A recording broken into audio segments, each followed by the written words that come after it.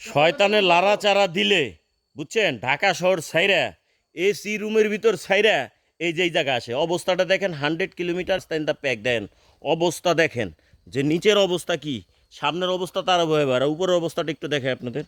দেখেন অবস্থা, এই হয়েছে অবস্থা। দেখেন কারে যে কিসের জন্য যে আমার লার ছিল, হ্যাঁ এসি রুম রাইখা, হ্যাঁ টাকায় যেমন 500 টাকা 1000 টাকা নোট করা খরচ করে এই জায়গাটা আইছিলাম। দেখেন অবস্থা, এই যা যদি বৃষ্টি নামে তাহলে অবস্থাটা হবে কি।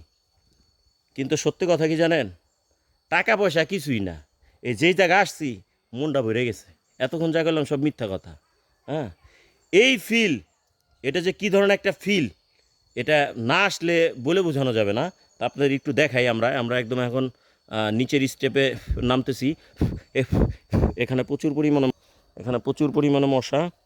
আপনাদের একটু দেখানোর চেষ্টা করি আমি। দেখেন আমার হাতে বাঁশ আছে।